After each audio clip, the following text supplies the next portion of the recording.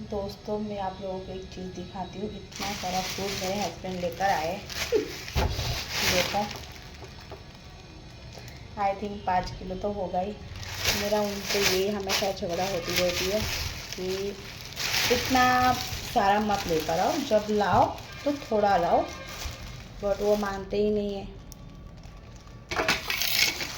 तो हमारा इसी बात के लिए बहुत झगड़ा होता है।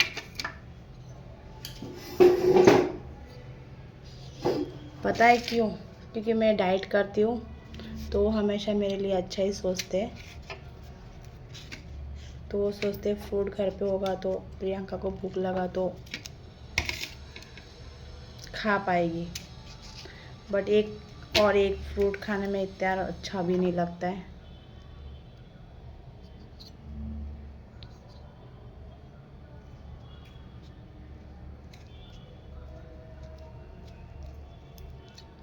अच्छा लग रहा है मुझे थोड़ा बहुत।